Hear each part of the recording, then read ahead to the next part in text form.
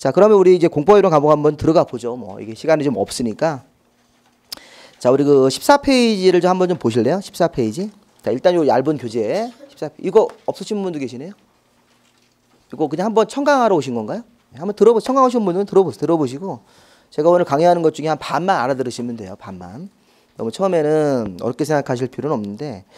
자, 일단 아까 제가 공법이란 과목은 이 부동산에 대해서 규제하는 법리라고 제가 얘기를 했어요. 규제. 그래서 규제는 이제 보면 그 공법의 의 이렇게 돼 있죠. 부동산 공법의 의. 제가 이제 항상 이렇게 노란색으로 제목을 써드릴 건데 대충 무슨 말인지만 알아들으시면 돼요. 그래야지 이걸 알아들어야지 우리 이제 1월달에 본격적으로 공부를 할 때 이게 이제 가장 기초적인 그런 내용들을 이해를 일단 하셔야 되니까요.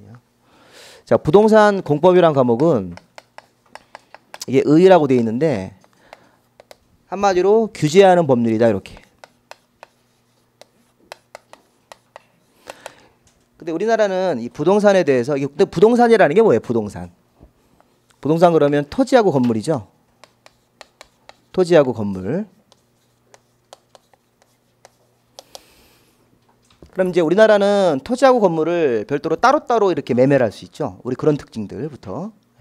자, 우리가 외국 유럽 같은 데서는 토지 건물을 항상 일체로 거래하는 나라들이 있어요.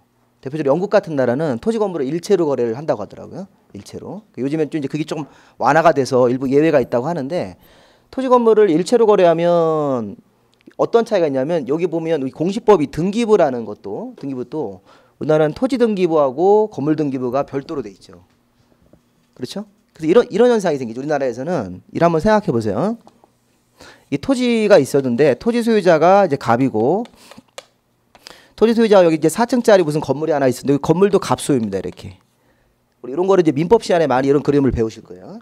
근데 이런 상태로 있다가 갑이 어떤 사업상의 문제로 돈이 필요해서 이거를 파는데 토지 건물을 다 팔 필요는 없고 그래서 토지는 이렇게 금액을 시세를 물어보니까 뭐 토지는 한 뭐 예를 들어서 한 10억이 되고 뭐 건물 금액은 한 5억 정도 된다. 근데 이제 5억 정도만 되는 돈은 이 정도만 있으면 되니까 갑이 건물만 이렇게 매매로 팔 수 있습니까?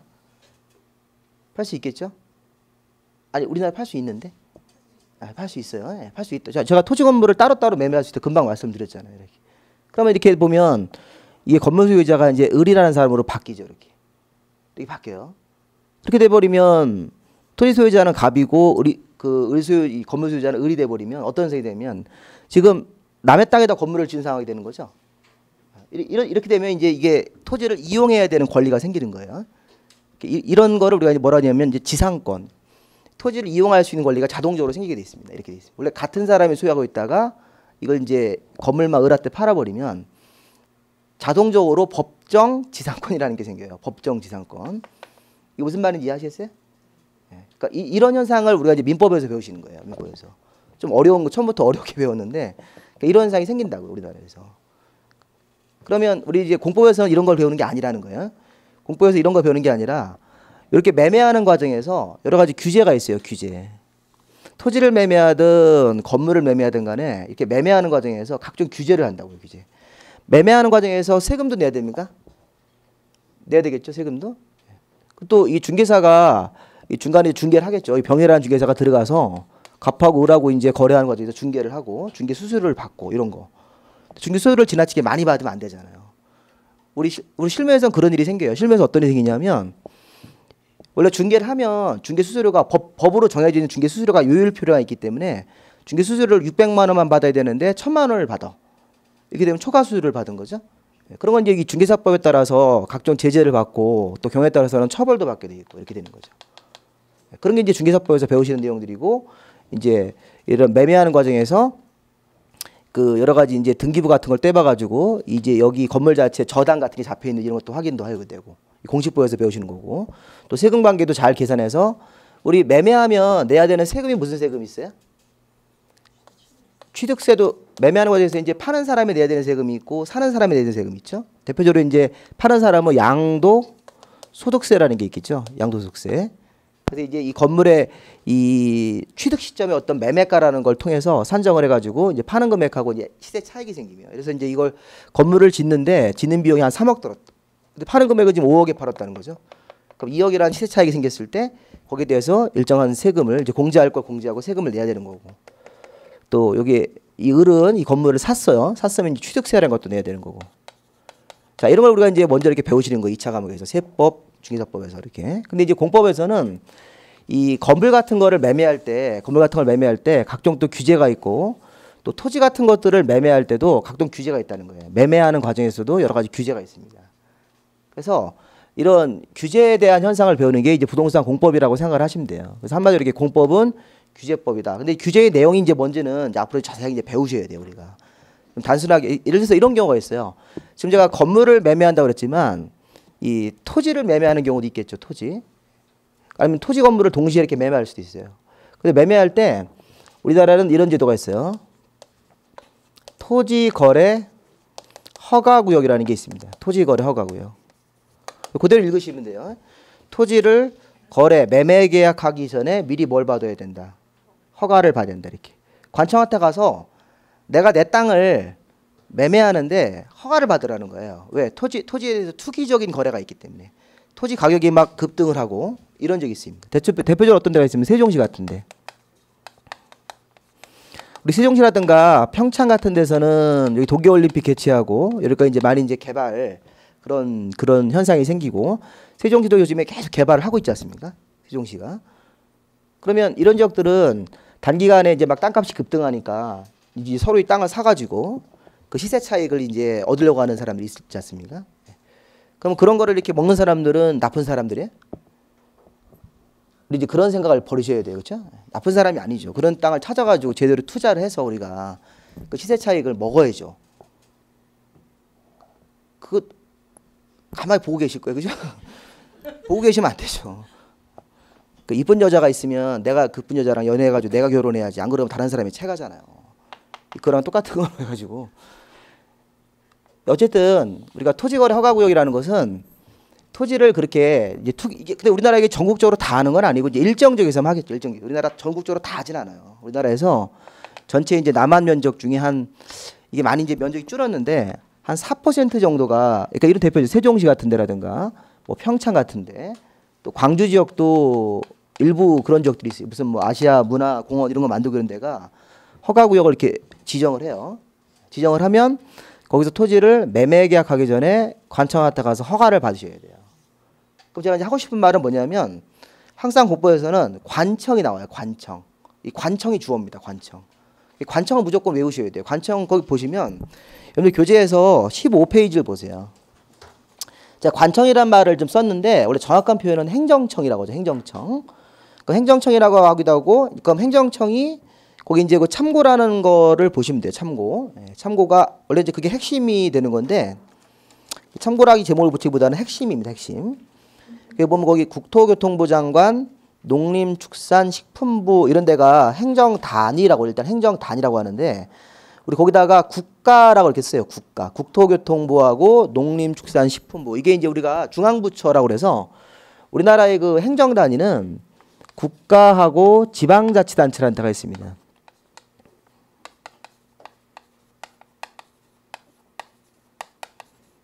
자, 제가 이제 이런 말을 한번 해볼게요. 행정청 이런 말하고 행정주체라는 말이 조금 달라요. 조금 다른데 그냥 혼용을 해도 되세요. 우리 공부하실 때는 자, 우리 이렇게 국가하고 지방자치단체를 행정의 주체라고 그래요. 행정 업무를 보는 주체다, 주체 이렇게 얘기합니다. 그럼 행정주체에 이렇게 장자가 붙으면 그게 행정청이 되는 거예요. 행정주체라는 것은 국가. 우리 국가는 우리나라의 국가는 딱 한 군데 있죠. 우리나라 국가가 여러 군데가 있습니까? 국가는 대한민국이죠. 대한민국 우리나라 국가의 정식 명칭입니다. 근데 지방자치단체는 이렇게 얘기해요. 지방자치는 나눠져요. 이렇게. 광역지방자치단체하고 기초지방자치단체가 있습니다. 이게 넓은 곳, 좁은 곳 이렇게 생각을 하셔야 돼요. 그럼 우리 여기서 행정주체 중에서 이제 행정청이라는 개념이 나오는데 사실 우리 국가의 제일 높은 행정청은 대통령인데 대통령은 이제 우리 부동산 쪽을 다루는 그런 분이죠. 우리나라 국정을 전반적으로 다 통괄하시는 분이니까 그 분 말고 우리 국가에는 여러 무슨 부가 있죠. 무슨 부. 이 우리 이제 부동산 쪽에 대표적으로 국토교통부라고 그래요. 국토교통부. 그다음 우리 부동산 쪽에서 농지 쪽은 농림축산식품부라는 데가 담당하고 있어요. 그래서 우리 이제 공법을 공부할 때는 주로 이제 국토교통부 장관이라는 분이 많이 나오실 건데 아까 제가 요 행정주체, 국가라는 행정 단위에 여러 부서들이 있어요. 우리나라는 이제 국방 업무는 국방부가 하는 거고, 또 우리 또 환경 담당 같은 거는 우리 환경부라는 데가 따로 있지 않습니까? 근데 그런 거 우리 부동산하고 관련이 별로 없어요. 시험 보실 때. 대표적으로 이 부서 중에서 이 국토교통부가 국가라는 행정주체 안에 들어있는 일종 부서인데, 이 부서에 장, 이렇게 장자가 붙으면, 장관 이렇게 붙으면 그분이 행정청이 되는 거예요. 행정청. 앞으로 이제 우리가 국가행정단위, 자, 국가행정단위에는 국가행정단위 행정주체에는 국토교통부라는 게 있는데, 국토교통부의 최종적인 의사결정하시는 분이 장이죠, 장. 그분 이름으로 의사결정이 나오는 거예요. 어떤 정책적인 의사결정은. 그럼 이게 장관, 아니면 이제 아까 우리가 얘기했던 농림, 축산, 식품부, 장관 이렇게 되는 거죠. 과거에는 여기 그 농림수산이었었는데, 이 수산 쪽은 저 해양수산부 쪽이라는 부서가 새로 생겼죠. 그래서 그것도 우리가 좀 그분도 좀 챙기셔야 돼요. 해양수산부 장관 이렇게 되는 거죠.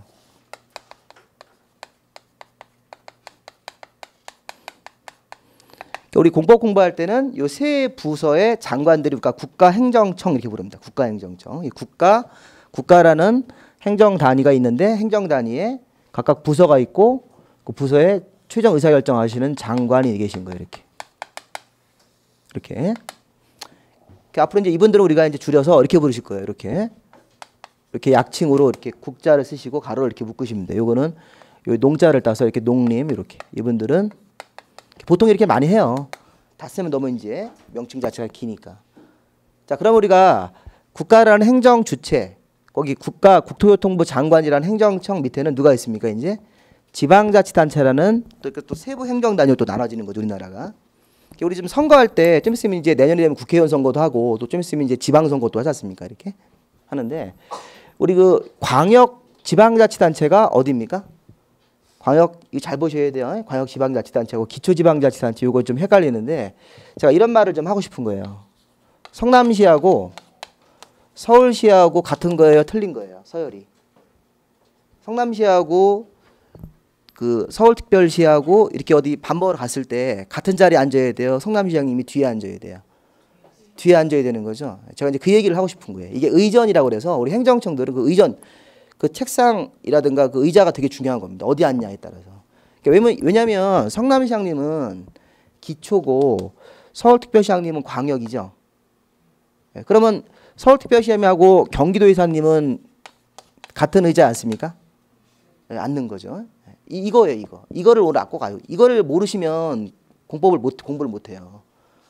그러니까 우리 선거할 때도 이제 지방선거할 때 서울시장님 뽑고 그다음에 구청장님 이렇게 두 개 선거하지 않습니까? 이렇게 투표할 때 그냥 나는 야당이니까 야당 다 두 개 찍고 나올 수도 있고, 나는 여당을 좋아하니까 여당 찍고 나올 수도 있는데, 사람을 보고 이분이 뭐 하시는 업무인지 알고 찍어야 될 거 아니에요. 그냥 막 우리가 한 곳으로 이렇게 시험 볼 때도 막 1번으로 막 찍듯이 이렇게 그렇게 하지 마시고, 자, 우리가 그러면 이제 이런 얘기를 하고 싶은 거죠. 지방자치단체가 광역은 이렇게 얘기를 해요. 서울, 거기 보시면 교재에 있듯이 이게 이제 뭐 서울자를 안 써야 되죠. 우리나라 특별시가 하나밖에 없으니까. 특별시. 우리 특별시는 뭐라고 그래요? 광역 지방자치단체인데 거기도 누가 있습니까? 장이 있겠죠. 장 이렇게. 시장님이 서울특별시의 어떤 정책적인 거에 대한 최종적인 의사결정을 하시는 거예요. 책임도 본인이 짓는 거고. 그다음에 서울특별시랑 또 같은 급에 인천 가보면 뭐가 있어요? 광역시가 있죠. 인천광역시. 그게 부르죠. 그러니까 인천광역시 밑에는 이제 구가 있는 거죠. 구. 서울특별시 밑에도 구가 있죠. 서울특별시 밑에 지금 여기 강남구, 서초 이렇게 구가 있잖아요. 근데 이 구는 기초가 되는 거예요. 구. 네, 이걸 우리가 뭐라 하면 자치구라고 불러요. 자치구. 선거할 때 뽑는다, 이렇게 뽑는다는 의미로 자치구. 그럼 이제 일단 한번 보세요. 서울특별시, 그다음에 광역시가 있고, 광역시도 광역시장님이 계시겠죠. 우리나라에는 광역시가 6개가 있어요. 보시면 그 뭐 6개 그거를 뭐 외울 필요는 없는데, 대표적으로 인천광역시가 있죠. 그다음에 대전광역시가 있고, 또 전라도에 가면 광주가 있고, 그다음에 부산, 그다음에 울산, 대구 6개죠. 네. 근데 요즘에 그 수원시가 지금 현재 수원시는 아직까지는 기초시인데요. 수원시 인구가 100만이 넘었어요. 그래서 인구가 100만이 넘으면 일반 기초시에서 원래 시는 어디 있는 거냐면 여기 도, 우리 경기도 같은 도 있죠, 도. 충청북도 같은 도가 있죠, 도. 근데 우리 이제 도는 우리나라에 이제 8개가 있는데 그냥 도라고 하고 도에는 도지사님이 계신 거예요.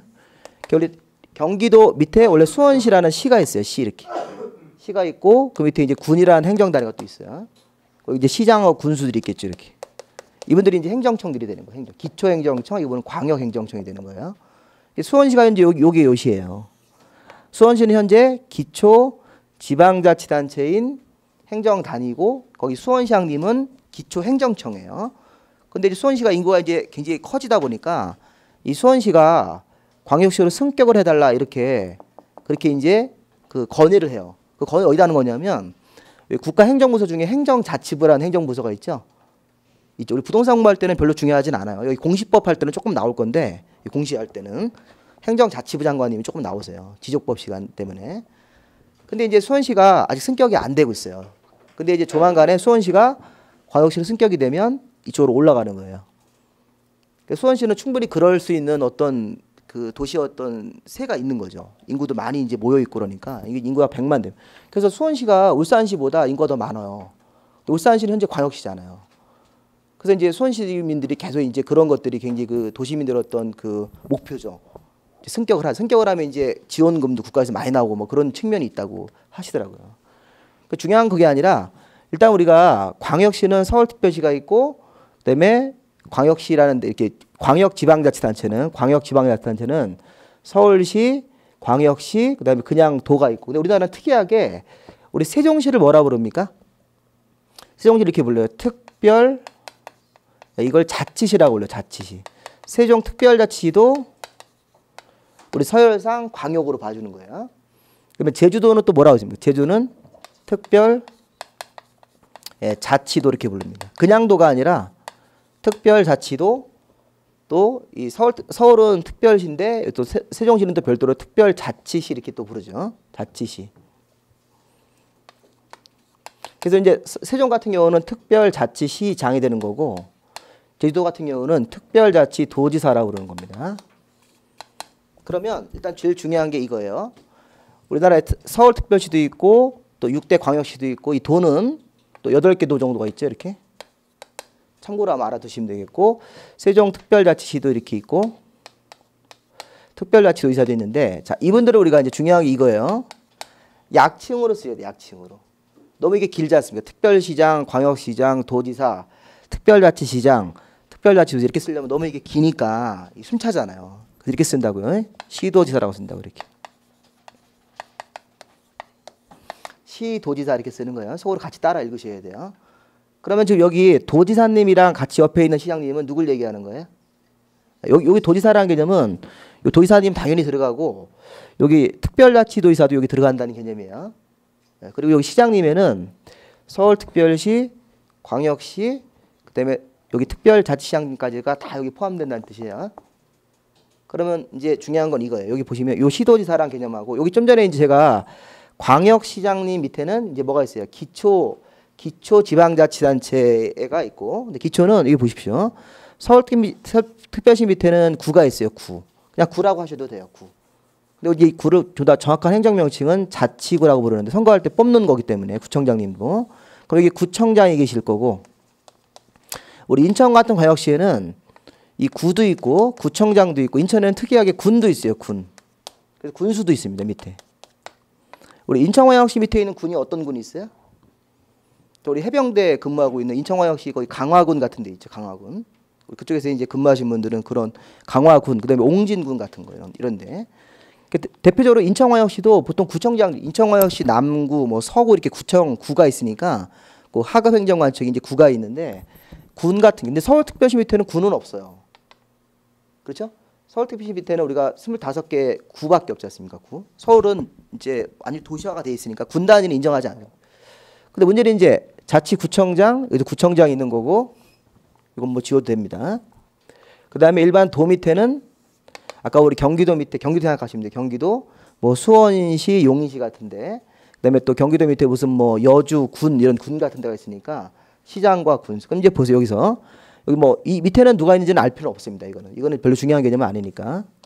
그럼 여기 보세요. 시장, 군수, 구청장이죠. 이거 쓸 때 시장, 군수, 구청장. 그럼 이렇게 쓴다고요. 쓰실 때 시, 군, 구라고 이렇게 쓴다고요. 약칭으로 보통 쓸 때. 그러면 여기서 말하는 요 시장, 군수 옆에 있는 시장님은 기초예요, 광역이에요? 기초죠. 네. 그러니까 이 개념을 저는 제 상식으로는 다 알 거라고 생각을 하고 있었는데 이거를 모르시더라고요. 네. 이게 제가 사실 올해도 시험 한 열흘 남았는데 시도지사하고 시장 군수가 누군지 모르겠대요. 그러면 시험을 볼 수가 없는데. 예, 왜냐하면 우리 공법에서는 이분들이 다 주어예요. 주어. 국토부 장관님이 무슨 일을 해서 어떻게 규제하고 또 경우에 따라서는 시도지사가 어떤 규제를 하고 이렇게. 아까 제가 여기서 토지를 우리나라에서는 토지를 매매하기 전에 허가를 받아라. 어디에? 세종시 같은 데 그런 데가 이렇게 허가구역이라는 걸 지정해놨다고. 눈에는 보이진 않지만 서류를 떼보면 지도 같은 걸 보면 이렇게 허가구역이라는 데가 표시가 된다고요. 그럼 그 안에서 토지를 매매하기 전에는 사전에 뭘 받으셔야 돼요? 허가. 그럼 허가 어디 가서 받을 거예요? 허가를 관청 가서 받아야 될 거 아니에요. 신청서를 내가지고 허가 신청을 내면 허가가 나올 수도 있고 안 나올 수도 있고 이건데 일단 허가 신청 받으러 어디로 갈 거냐? 그거를 외워야 된다니까요.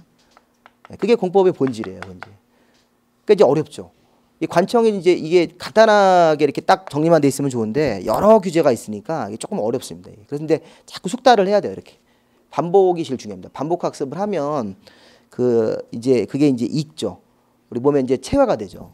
그래서 이제 하다 보면 이제 뭐 하다 보면 뭐 바로바로 생각나는데 이게 결론적으로는 허가구역에서 이 허가 신청을 시장, 군수, 구청장한테 가서 하는 겁니다. 그럼 시장, 군수, 이제 구청장 이렇게 이제 간단하게 쓰는데, 그러니까 이게 이제 이 허가구역 자체가 그래서 뭐 인천시에 있다. 그 인천시에 있으면 인천시에서 어디로 가셔야 돼? 인천시장님한테 가지 마시고 구청장한테 가야 되겠죠? 인천광역시 남구다 이렇게 허가구역이. 근데 하나만 더 생각해 볼까요? 여기 허가구역을 이렇게 지정하시는 분은 누구예요? 지정. 허가구역을 이렇게 지정을 하고 이렇게 풀기도 하고 이런 것도 해야 되겠죠? 무슨 말인지 아셨어요? 토지를 거래할 때 이렇게 허가를 받게 하려고 그러면 우리나라 전국토에다 다 하는 건 아니니까 어떤 특정 장소에다 허가구역을 이렇게 지정을 할 거 아니에요? 지정? 허가구역을 지정하고 해제하는 거는 이거는 국토교통부 장관님이 하시는 거예요.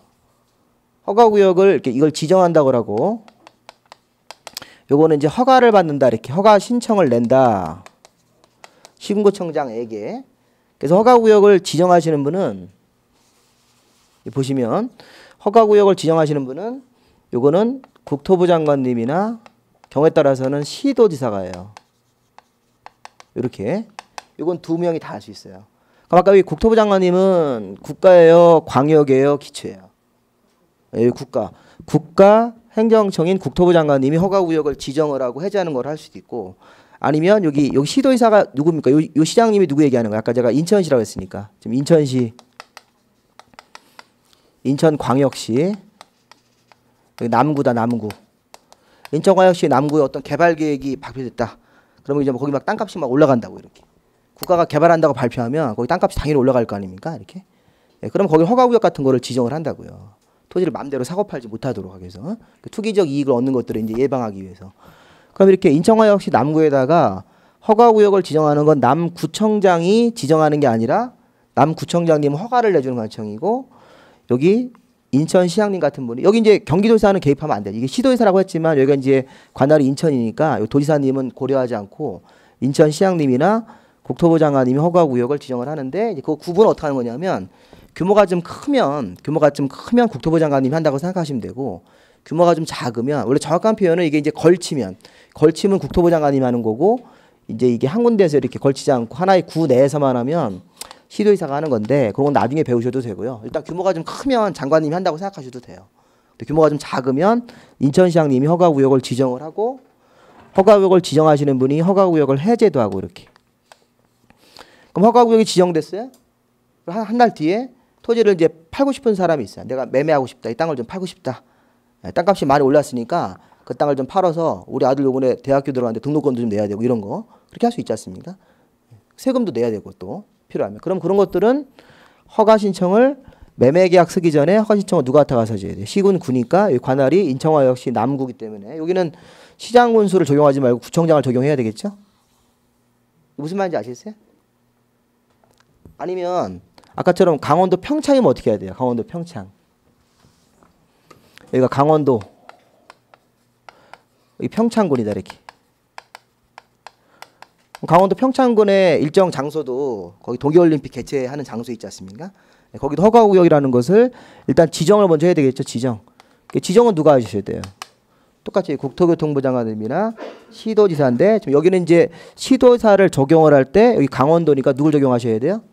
도의사를 찾아야 되는 거지. 인천시장님을 찾으면 안 되겠죠. 이쪽에서는. 이렇게 찾아주셔서 적용하시고 여기서는 이제 평창군에서 이제 허가구역이 지정되고 나면 이제 허가 받는 거는 누구한테 가서 하셔야 돼요? 시장, 군수, 구청장 중에서 누구? 네, 평창 군수한테 가가지고 허가 신청을 내서 허가가 나오면 그 허가증을 가지고 이제 매매계약서를 쓰시면 되는 거예요. 이렇게. 자, 이런 걸 이제 하나씩 배워나가시는 게 이제 공법 공부의 가장 핵심적인 내용이다. 이렇게 생각을 하시면 되겠습니다. 단순하죠, 내용은? 그럼 이제 가장 제가 얘기하고 싶은 게 결론은 뭐냐면 이거를 이제 외우셔야 돼요. 앞으로 이제 여기 국토교통부 장관, 그냥 간단하게 농림부 장관 이렇게 하셔도 돼요. 해수부 장관. 이분들이 국가행정청이고 그다음에 특별시장, 광역시장, 도지사, 그다음에 자치시장, 자치도의사 이렇게 부릅니다. 그냥 여기만 불러서 자치시장하고 자치도의사 이런 분들이 우리가 약칭으로 뭐라 불러요? 시도의사라고 부르고 또 이제 그 밑에 이제 기초 하나 내려가면 기초 있어요. 기초 구청장, 자치구청장, 특별시 밑에 자치구청장, 광역시 밑에 또 구청장도 있고 우리 강남구청장님은 여기죠? 서초구청장님도 여기고 종로구청장님, 광역시 밑에 인천광역시 밑에 뭐 남구 이런데 그다음에 이제 군수도 계시고 도지사님도 계시면 밑에 이제 시장군수가 있는데 뭐 경기도 밑에 무슨 시, 뭐 충청북도 밑에 청주시, 충청남도 밑에 천안시 이런데 다 이게 기초 지방자치단체 행정청. 그러면 이거는 뭐예요? 저기 그 우리 성남시가 좀 여기죠? 성남시가 여기 성남시인데 성남시라든가 고양시 같은데 요 밑에도 뭐가 있어요? 또 구가 있죠. 우리 성남시 밑에 뭐가 있어요? 예, 뭐 분당구 이런 구가 있지 않습니까? 분당구. 분당이 지금 이렇게 서구 나눠졌나요? 동구? 일산은 일산 서구 남구 동구 이렇게 돼 있죠. 어쨌든 간에 그냥 일산 같은 데를 우리가 이제 구라고 보지 않습니까? 근데 이게 고양시 일산 구죠. 구. 일산 동구. 또 이게 성남시 분당구예요. 그럼 여기 분당의 구청장님은 자치구청장님이 아니에요. 아니에요. 이분들은 우리가 선거할 때 뽑는 구청장이 아니라고요. 이거는 임명을 하는 거예요. 성남시장님이. 그러니까 이분들은 구청장이라고 인정하시면 안 된다고요. 공부를 할 때. 우리 이런 분들을 뭐라고 하냐? 일반 구청장이라고. 일반구. 그러니까 임명을 하는 구청장들이라고요. 그리고 분당구청장님은 성남시장님의 통솔을 받아야 되는 거죠. 근데 성남시장님은 서울 강남구청장님이랑 동급이에요. 급이. 그러니까 선거할 때 뽑는 구청장이 아니냐 이거로 생각하시면 돼요. 우리가 경기도 선거할 때 내가 경기도 분당에 살고 있어요. 그럼 경기도의사님을 선거할 때 뽑고 성남시장님까지만 뽑는 거죠. 이렇게 뽑는 거죠. 예, 구청장을 뽑지 않는다고요. 근데 우리 서울특별시는 광역시장님, 서울시장님 다음번 선거할 때 또 뽑아야 되고 또 밑에 구청장님을 또 뽑으셔야 된다고. 서울시에 사시면 이렇게. 이제 그 밑에 행정 저희 단위는 없고. 근데 특이하게 이제 이게 왜냐하면 성남이 인구가 많아서 그래요. 성남이 인구가 많으면 행정 업무를 성남시에서 다 볼 수 없잖아요. 성남시도 인구가 거의 뭐 한 80만, 90만 그렇게 되잖아요. 성남시 인구가. 그러니까 그렇게 인구가 많다 보면 관청 자체를 쪼갠다고요. 그렇게 해야지 업무를 볼 수 있죠. 공무원들이 시청에서 업무를 다 보다 보면 너무 복잡해지니까. 그래서 우리 수원 같은 경우도 뭐 수원도 무슨 뭐 팔달구가 있고 이런 구가 있지 않습니까? 그거는 행정의 편의를 위해서 쪼갠 구청장이기 때문에 그분들은 자치구청장이 아니고 그냥 여기서 끝나는 거예요. 성남시장님, 고양시에서 끝나는 거예요. 이렇게. 원래 이런 거를 중개사법 시간에 또 한 번 더 배워요. 중개사법 시간에도 맨날 나오는 분들이 국토교통부 장관님이고 특광도지사님이고 시군구청장이고 한번 배우시는데 이거 자꾸 배우셔야 돼. 이걸 배우셔야지 2차 공부를 할 수 있어요. 근데 이제 1차에서는 그런 말을 안 해요. 1차에서는 그냥 개인과 1차에서는 누가 나오냐면 갑하고 을만 나와요. 갑하고 을 이렇게. 민법에서는 맨날 갑을 한 명 더 나오면 병 나오고 이렇게 되죠. 얘들은 수평적 관계, 대등적 관계인데 우리 공법에서는 대등적 관계가 아니라 수직적 관계라고 그러죠. 그래서 이제 보통 이제 이런 이분들이 이제 우리가 다 모아보면 행정청이니까 이 행정청이 일반 이제 개인들이 가지고 있는 이제 부동산에 대해서 이제 각종 규제를 가한다고 규제. 뭐뭐 하지 말아라. 토지를 매매할 때는 사전에 허가를 먼저 받아라. 또 우리 이제 저기 이제 좀 이따 나중에 저 뒤에 가서 배울 건데 우리 건물 지을 때 안전하게 건물 지어야 됩니까? 그죠? 그러면 설계도를 가져가서 관청한테 가서 이렇게 건축 허가라는 걸 내야 돼요. 그래서 건축 허가를 안 내고 건물 지으면 무허 건축물로 처벌받죠. 또 이런 사람도 있어. 건축 허가를 제대로 받았는데 실제 건축 허가 받은 대로 설계를 안 한다고요. 공사를 시공을 안 해요. 자재 같은 걸 막 빼돌리기 위해서 이런 거. 그러면 이제 여기 이 공법에서는 아까 토지에 대한 규제 말고 또 건축물에 대한 규제가 또 따로 있어요. 건축물. 그 두 개를 다 배우셔야 돼요. 그래서 우리가 토지에 대한 규제는 이제 마지막으로 잠깐 쉴 건데 토지에 대한 규제는 우리 저기 공법이 6개의 법률 구성이 있는데 여기 한번 볼까요? 아까 제가 행정청이 일반 개인들에 대해서 부동산에 대해서 규제를 하는데 규제는 우리나라가 법치주의 국가니까 법으로 하셔야 돼요. 법. 항상 규제는 법으로 하셔야 돼요. 옛날에는 우리가 법으로 안 했죠, 규제를. 옛날에는 막 이렇게 옛날에 사또라는 그런 사람들이 막 자기 말로 그냥 막 규제했잖아요. 그러면 안 된다고요. 그러니까 항상 우리가 법으로 규제를 하기 때문에 그래서 우리가 법을 배우는 겁니다. 그래서 공법에서는 규제 법률 6개를 배우시. 이게 이제 수업 시간에 또 이제 또 배워야 되는 6개 중요한 또 개념입니다. 지금 행정청에 이렇게 서열 좀 받으셔야 되고 그다음에 규제하는 법 6개인데 대표적인 규제법이 어떤 거냐면 맨 처음에 보면 국토의 계획 및 저기를 한번 좀 볼까요? 14페이지를 보시면 국토의 계획 및 이용에 관한 법률이라는 게 있습니까? 자, 그게 우리나라 국토, 우리나라 전국토 토지에 대한 규제예요. 토지. 자, 우리나라 국토 그냥 간단하게 국토계획법 이렇게 하셔도 돼요. 국토계획법 이렇게 약칭으로 씁니다. 약칭으로.